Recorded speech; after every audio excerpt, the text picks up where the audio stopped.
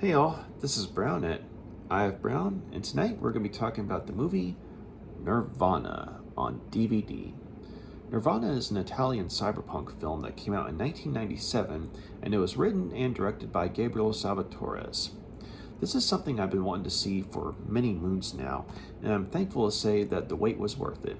This was a good movie, and while Nirvana borrows more than a little from films such as Tron, Blade Runner, and The Matrix in terms of, say, concepts, and it also is more than a little reminiscent of the writings of author William Gibson, the founder of the cyberpunk genre. Nirvana manages to be its own thing, due in large part to the philosophical and spiritual concepts that are brought up throughout the film.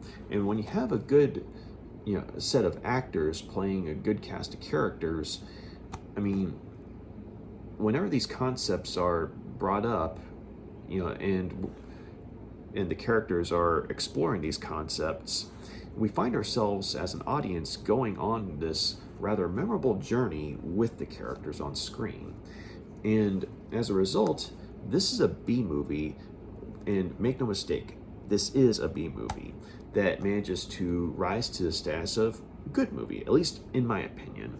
And another interesting thing about this film was that this was a point in time where Christopher Lambert, the lead actor in the film, was predominantly relegated to B movie roles, or leads in B movies.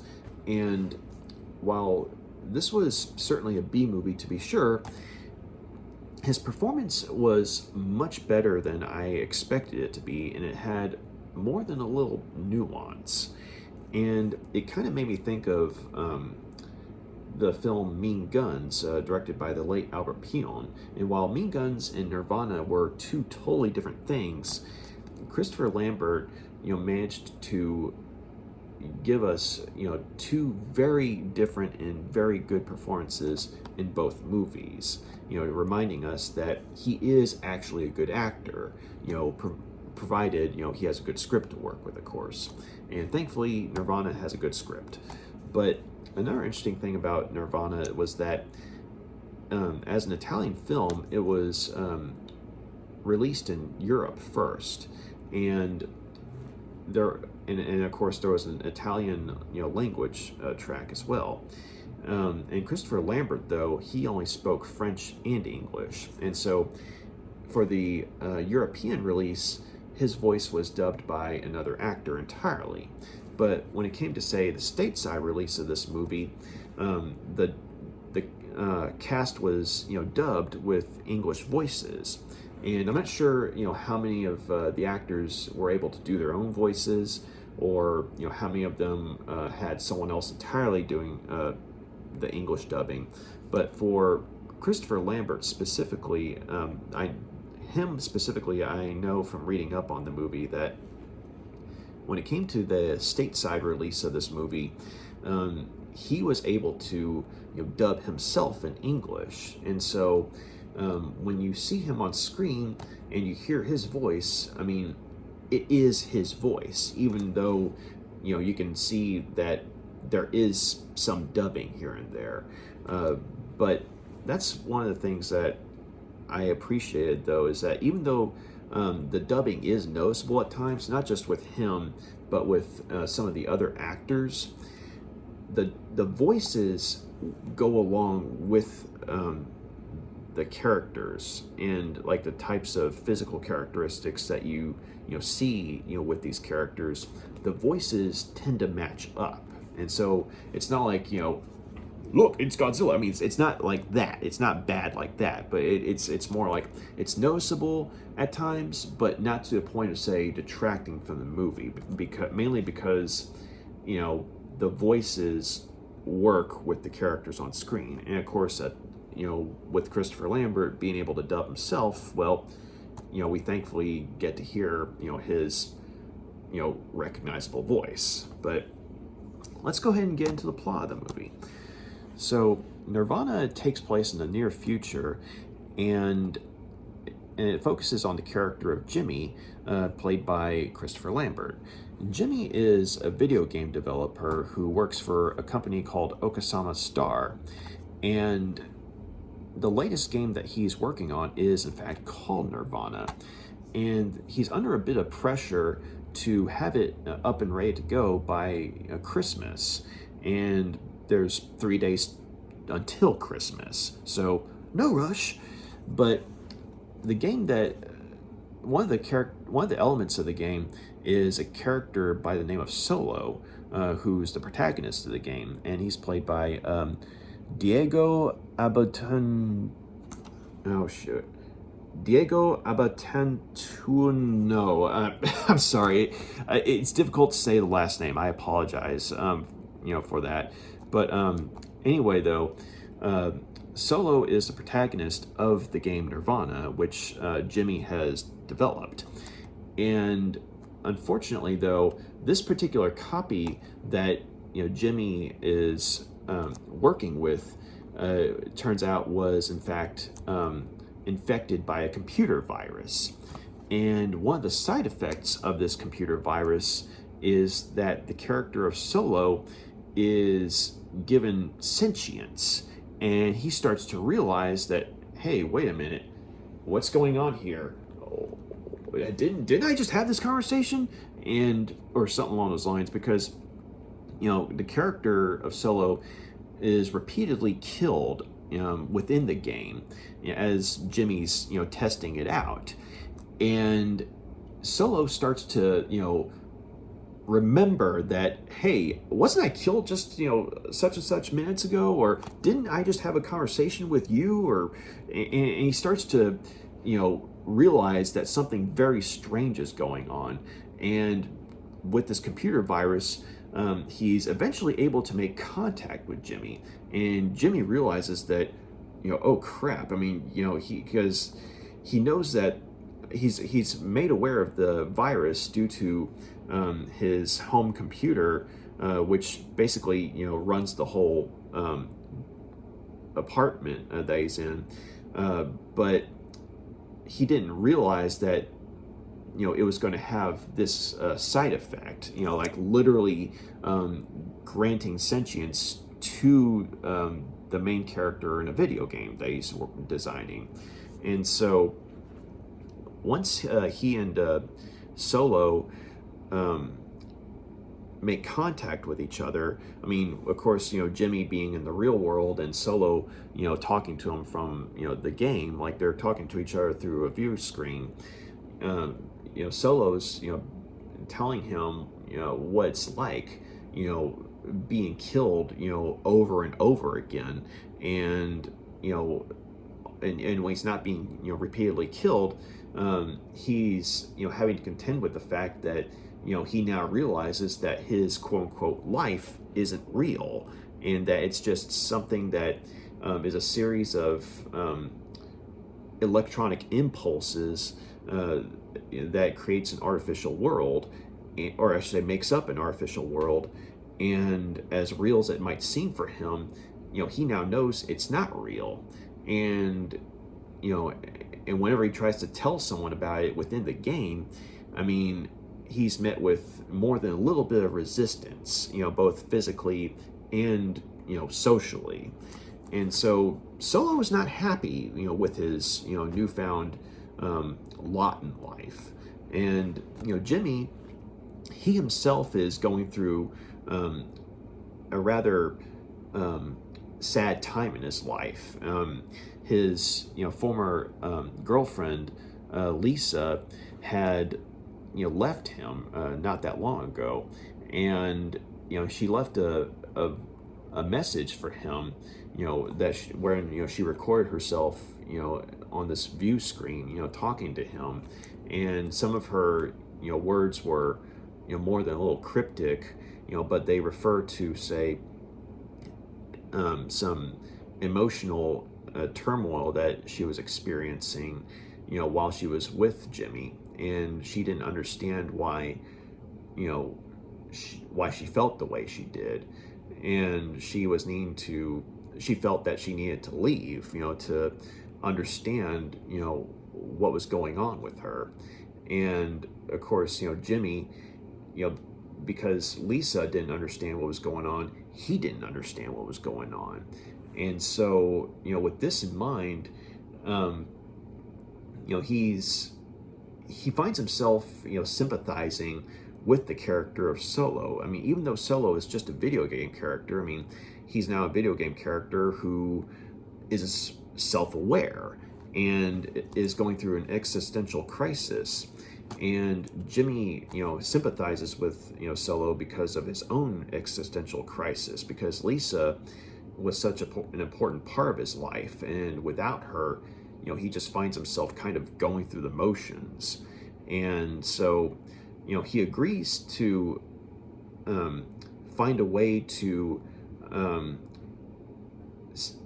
deactivate Solo, or to cancel his existence, because Solo, he doesn't like being alive. I mean, he doesn't like what his life is, and he realizes he can't be anything other than this video game character, and he can't just go back to not knowing anything and not being aware, because he already is aware. And he's asking Jimi, to just basically turn him off, to end his existence altogether. And in order to do that, Jimi needs to keep the game away from Okasama Starr, and prevent them from obtaining a copy, come Christmas, because that was supposed to be like a big deal. It was a big holiday release. I mean, that was the plan, right? But in the meantime, though, Jimi wants to use this opportunity to find out where Lisa went to, and and on this journey to find someone who can hack into Okasama Starr's network and delete Solo's existence. He comes across two hackers, one named Joystick and the other named Naima, and the two of them had in fact associated with Lisa on her own journey. And Joystick is a hacker who actually sold his eyes for artificial implants, like robotic implants, because apparently organs and at this point in the future go for a lot of money, and he just figured that his real eyes were since his real eyes would eventually degrade anyway, he just went ahead and got robotic ones. And this has left him more than a little on edge, but at the same time, though, he's able to give Jimi a lot of insight into what Lisa was going through, and also the hacker Naima. She has an enhancement as well. Like, she has a port in her head right here, wherein if someone has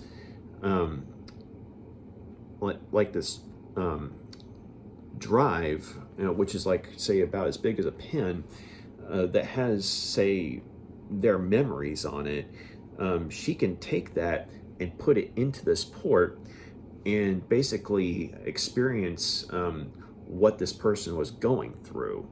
And she's able to, eventually use this as a way of understanding Lisa as a person. And she's also able to, once she's able to process the personality of Lisa, she's able to help Jimi go through, the process of grief and find a purpose in it as to, what happened, and better understand why Lisa left him, and his, part in the whole thing. But in the meantime, though, the group is pursued by mercenaries from Okasama Starr, who are more than a little cutthroat when it comes to, say, their product being delivered on time. And since Nirvana was something that was going to be cutting edge, and a lot of clients were expecting their copies come Christmas, and they can't send out the copies without the one that Jimi's working on, well, they're not happy. And so basically they're willing to spill blood just to get their hands on the copy that Jimi's got. But said copy is the one that's infected with the virus, which in turn has granted the character Solo a degree of sentience. And so the video game character Solo finds his story intertwined with the character of Jimi. And so you got the real world interacting with the virtual world and vice versa. And basically, yeah, this was I mean, that's the plot in a nutshell. But this was a very fascinating film. And one of the things I liked about it was that while it does take place in the future, they don't say exactly when it takes place. I mean, yes, I mean, we know it's a few days until Christmas, but they don't say what year it is. In a lot of ways, I think that kind of, helps the viewer to get, further immersed in the world on screen, because while the movie does have a low budget look, it's just futuristic enough, to where it's like, okay, this looks like a possible future. Well, with how technology is being used and what have you. And it made me think in a lot of ways of the movie Blade Runner. I mean, as I mentioned, Blade Runner is one of the things that Nirvana certainly borrows from. But I'm not saying like Nirvana has flying cars in it. It's more like the meshing of cultures and cultures and designs and architecture and things like that. I mean, there are a multitude of parts of this world that Jimi and his friends go through, wherein, on one hand, I mean, it looks like something that you'd find in Europe, but then it goes to another part where, suddenly, you're seeing a bunch of Middle Eastern architecture, making its way, into the world, or vice versa. And what you have ends up being a very, very much, you feel like you're walking through an alien world that is still more than a little familiar, because we've certainly seen elements of, like, I guess you could say European architecture, or Middle Eastern architecture, or just artwork and what have you. But when you see it all merging together, that's when you get this alien feel. Like you feel like you're going through an alien world at one point, even though, I mean, it's still something that takes place on Earth and it's in the future. But just because everything is kind of merged together, there is that otherworldly feel at times, and I actually appreciated that. I mean, if you can get lost in a movie, or I should say, if you can get immersed in a movie, simply because of how the world's depicted on screen, that's a good thing. And, going back to Blade Runner, I mean, like the movie or not, they did a wonderful job of creating this, amazing, world on screen that you're just kind of like, okay, whether I may not, know what's going on with the story, but wow, it's I mean, I'm enjoying the ride, that kind of thing. I mean, me personally, I love Blade Runner. Okay, so, but I'm just saying, like, people I've talked to who didn't like the movie, though, even they were like, okay, it was amazing just to look at, and just be like, whoa, that kind of thing. So, not quite as jaw-dropping as Blade Runner, but there is that otherworldly feel with Nirvana in terms of, say, the world that you see on screen, and namely the real world. But when it comes to, say, like the virtual reality scenes, this is, where, I guess you could say, you could also tell it's another sign of the movie's low budget, because for the most part, it's in black and white, but there are flashes of color, like on, say, some of the characters' clothes or in their eyes. And, like, I mean, for example, there's this one character who's an assassin who keeps on killing Solo, much to his annoyance. And this assassin, like, is in black and white, but has purple hair. And so you're kind of like, wait, that looks strange. But then other instances, though, I thought that the use of color with this predominantly black and white setting managed to, add to the feel of this being a video game. Because, like, you'd have characters with their clothes, being, one color in one scene, and then, and then in the next scene, it's changed to something else. And because it's a video game, this doesn't come across as a goof. It just feels like, hey, this is kind of a characteristic of the video game. But speaking of the video game, the character Solo, I think, was kind of a scene stealer, as played by the actor Diego. And with respect to him, I feel like if I try and say his last name again, I'm gonna butcher it. So I'm just gonna say Diego. But Diego did a wonderful job playing the character Solo. He's this big burly dude, and clearly European, right? But it's like when you hear his voice and everything, it just fits with the character. And you go from, on one hand, like, there's a lot of comedy with his character, and in some ways it's kind of a dark comedy, in the sense that, here's a video game character who is getting killed over and over again, usually by way of gunfire, and initially he's terrified of it, but then the fact that he keeps on going through it, it's like, oh crap, here we go again.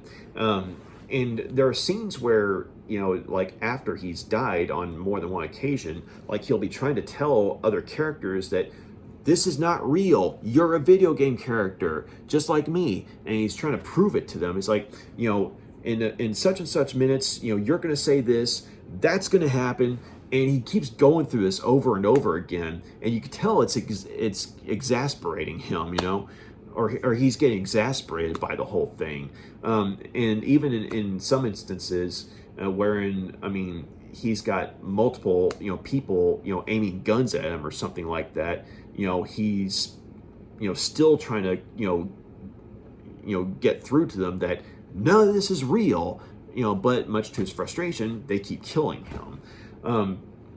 But there was another instance where, after, Jimmy had made contact with them, like, he's actually trying to help Solo navigate through some of these levels. And at one point, they're at a level of the game where the mafia is hunting him, and and Solo's like, wait, the mafia's trying to kill me? Why? And so Jimmy's like, look, it's just part of the game. I'll walk you through it. So what you gotta do is keep an eye out for the Italian guy with the funny looking jacket. And so Solo looks around and he sees a guy with a funny jacket, and he pulls out his gun and just blows the guy away. And everyone's like, starts screaming and panicking, and looking at Solo like, why did you just do that?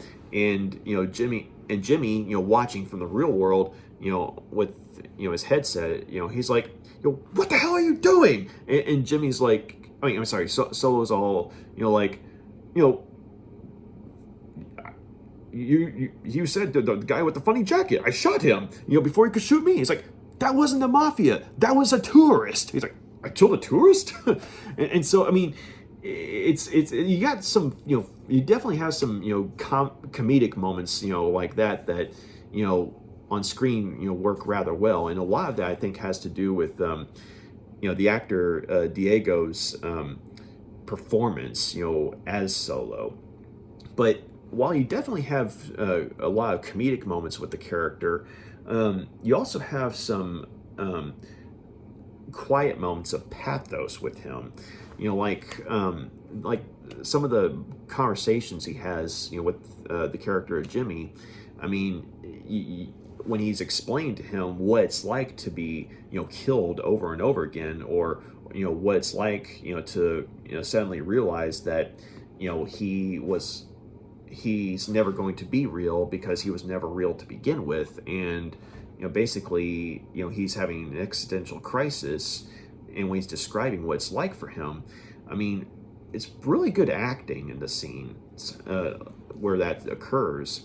And he and Diego and Christopher Lambert, in those scenes, actually managed to have some good chemistry with one another. Even though, ironically, one's in the virtual world and one's in the real world. But speaking of Christopher Lambert, he gives a rather nuanced performance in this movie, and I think that one of the things that works is,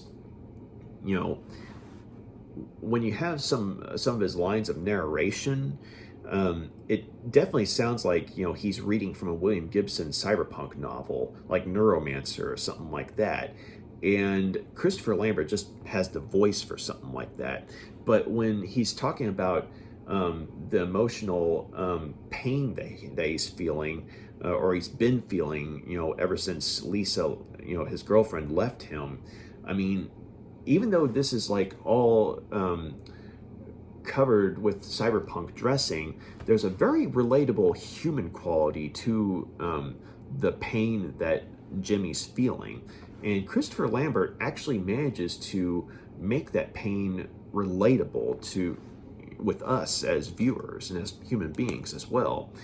And Jimi, though, I mean, even though he's certainly going through an existential crisis himself, there are times where he perks up, and he finds himself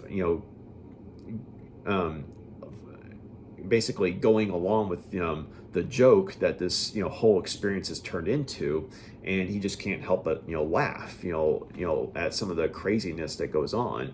And so it's like you see that there is a human being there that is capable of feeling things like joy and expressing humor and things like that. And because of how ridiculous and how outlandish the situation is, I mean, it's kind of like, well, I mean, what else can he do? But just it's a joke, and you're going along with it, that kind of thing. And I think he had good chemistry with the actors Sergio Rubini and Stefania Rocca, who respectively play the hackers Joystick and Naima.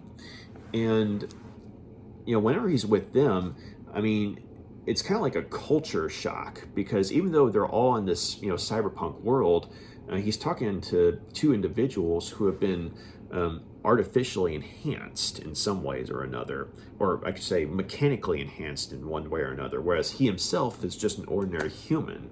And so it's like they're human as well. Like, they're not robots or anything like that, but because of the enhancements they have, there is that sort of alien quality to them. And it's interesting seeing Christopher Lambert portray Jimi as trying to adapt to having two such people for his traveling comrades, as it were. But there's a rather moving scene wherein when he's talking to the character of Naima, after she's able to after they're able to obtain a copy of Lisa's memories, and she's able to put it in her port in her head. Christopher Lambert, he's as Jimi. I mean, he's wanting to recall certain memories with Lisa, and so you see Naima, basically describing what Lisa experienced, but almost like she herself is experiencing it. And you have Christopher Lambert basically going through a gamut of emotions. Like there'll be moments where he's nostalgic, or he's happy, or laughing about something, but then he's remembering that, I mean, as much as this feels like he's talking to Lisa, I mean, he's talking to another person who's sharing her memories. And there'll be moments where he just feels like he's kind of brought back down to earth, as it were. So it was a very, moving scene, and I thought that it definitely, stood out as, a highlight of, Christopher Lambert's performances.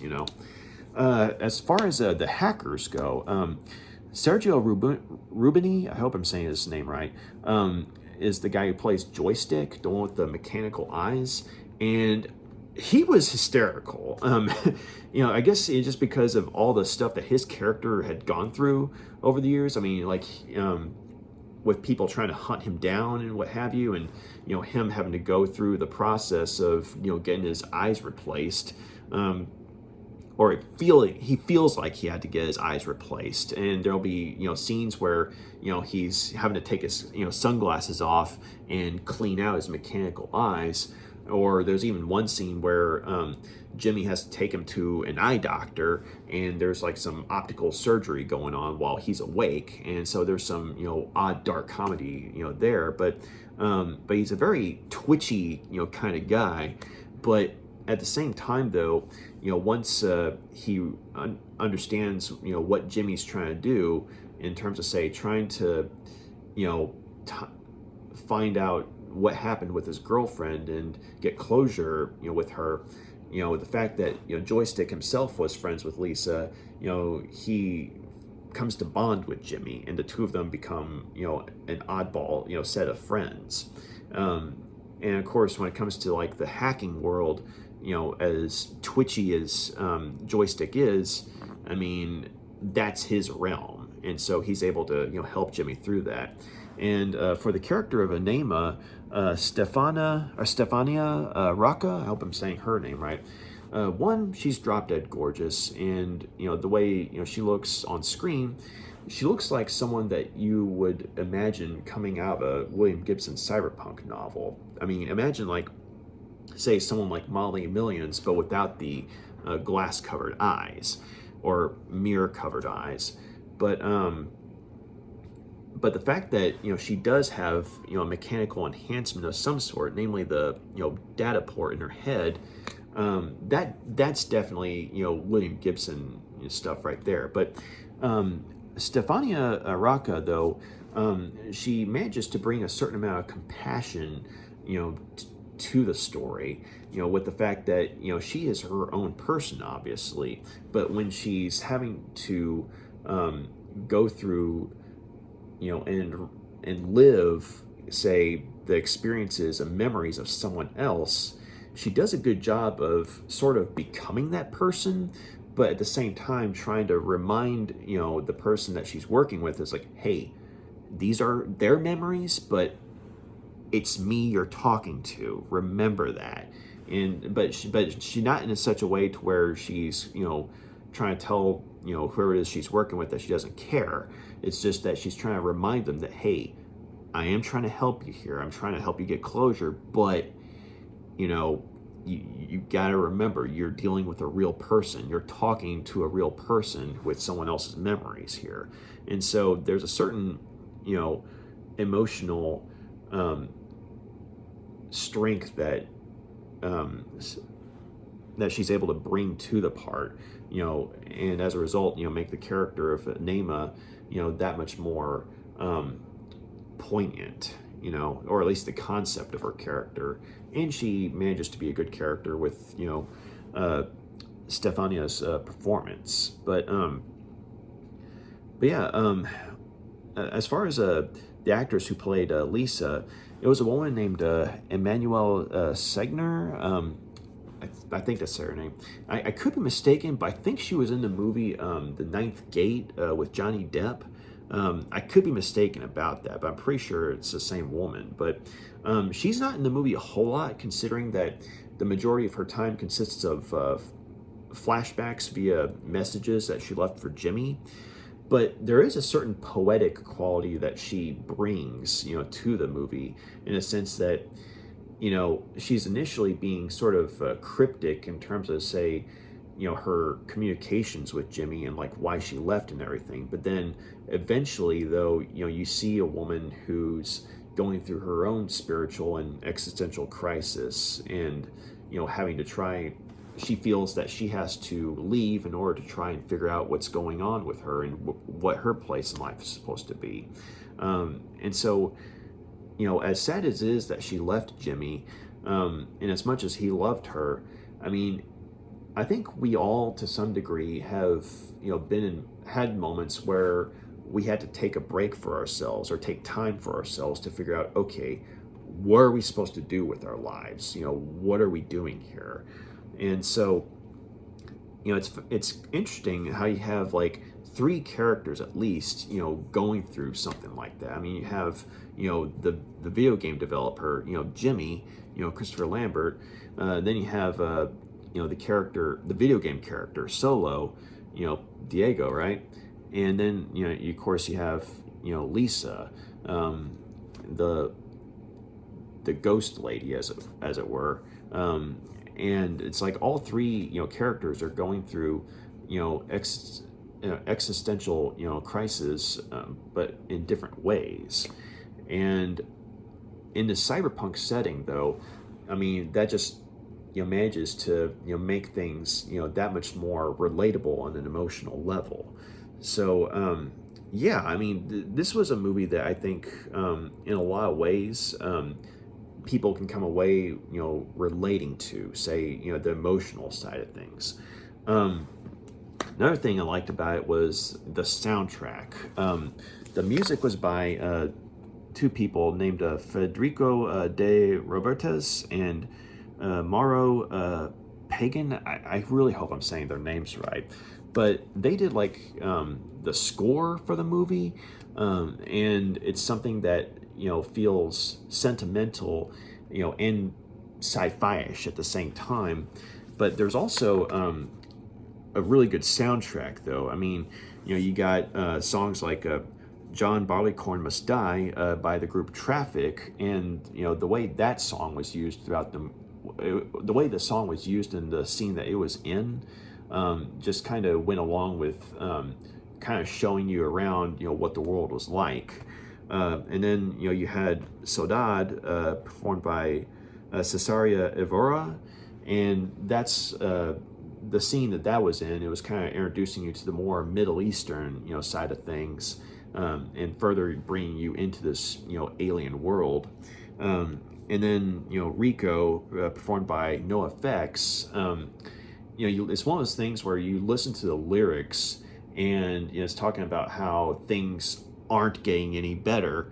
And this, considering that this movie was made in 1997, and like, say you watch it now, and considering all the stuff that's going on in real life right now, it's more than a real little relatable. So I mean, yeah, NoFX. I mean, they put a lot of energy into the song, and they really captured that sort of nihilistic tone that I think they were trying to go for with the movie, in the sense of, I mean, the movie itself isn't nihilistic, I don't think, but there are nihilistic moments, though, in terms of, say, the existential concepts and what have you. But at the end, though, there's a song called Whatever It Is, and it's performed by a group called Now. And it was just a rocking track, or I should say, rocking, slamming, take your pick, right? But it's definitely something where at the end of the movie, as the credits are playing, I found myself sort of just sort of headbanging to it. It's like kind of got this industrial sci-fi sound to it.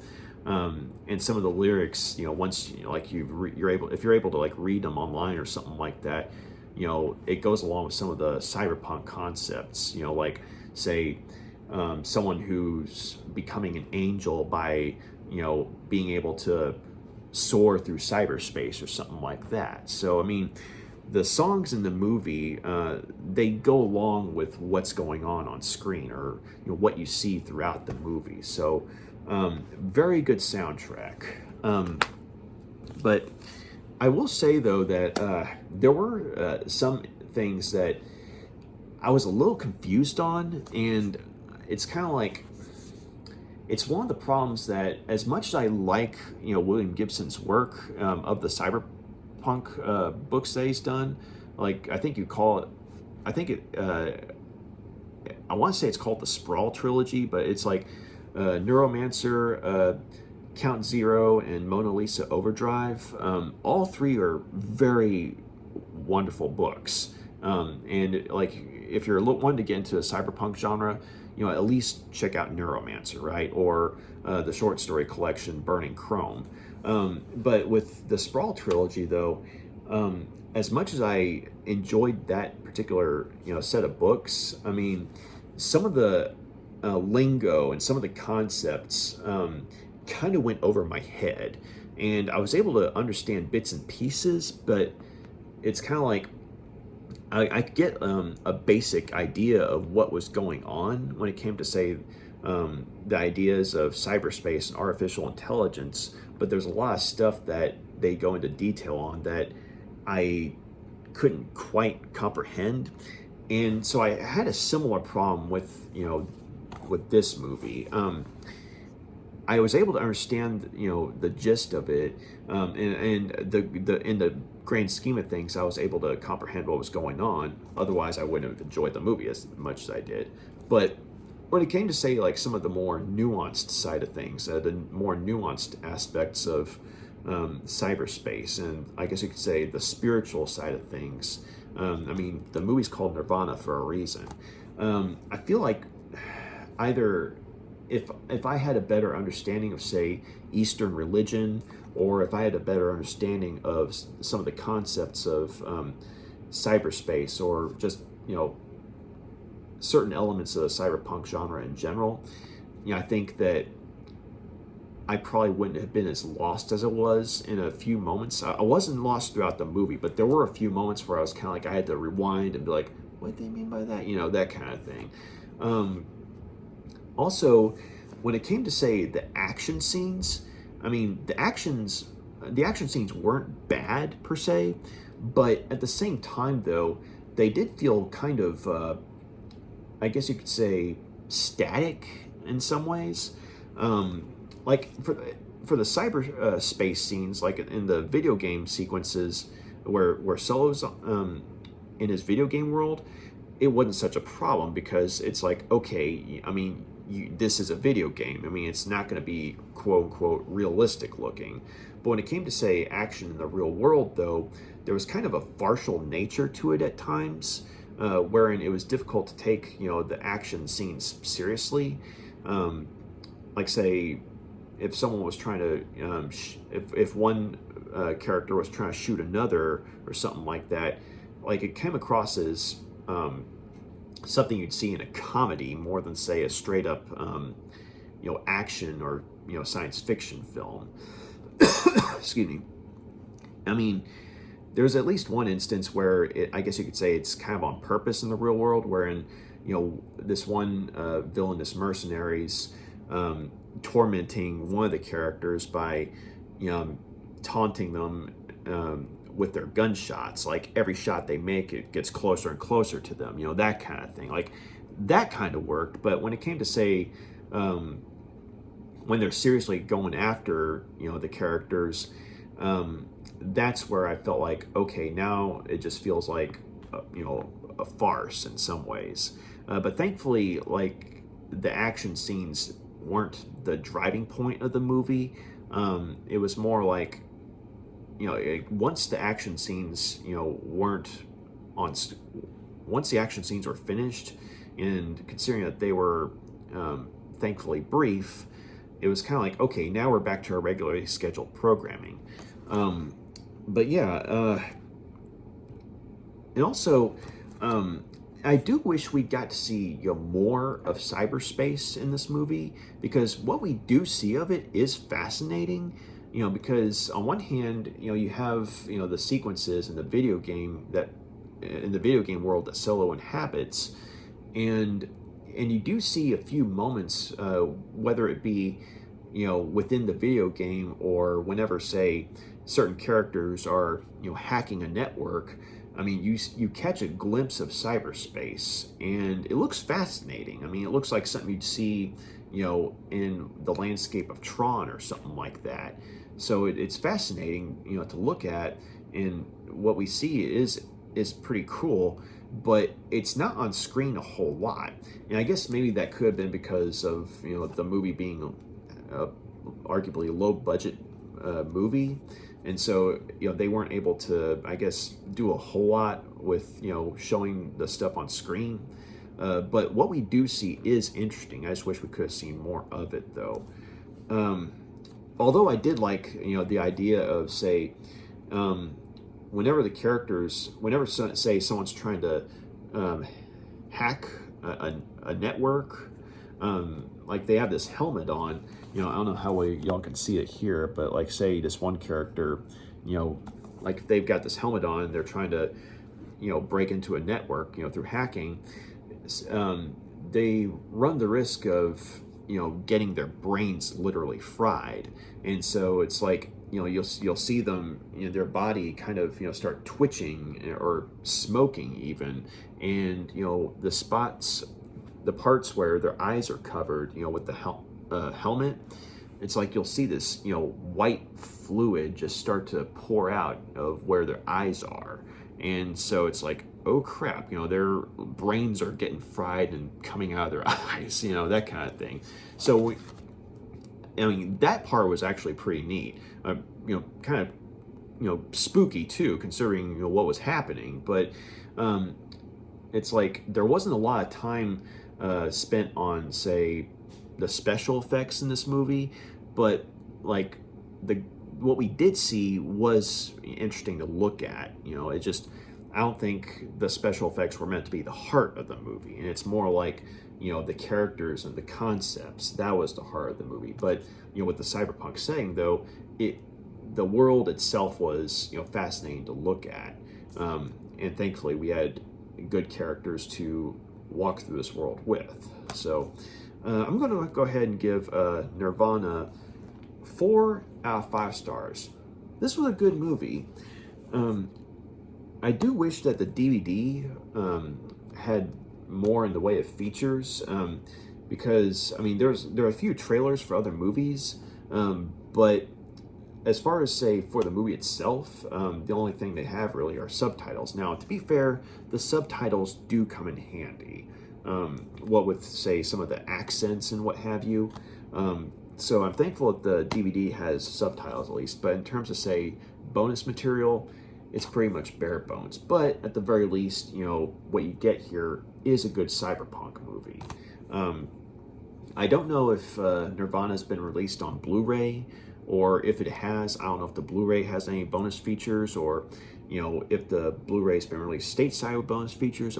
That'd be nice. But so even though it's a bare bones DVD, thankfully it's a good, at least a good movie though. So yeah, Nirvana, 4 out of 5 stars.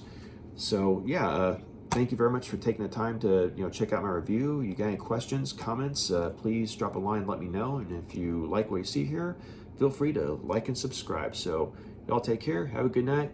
Bye.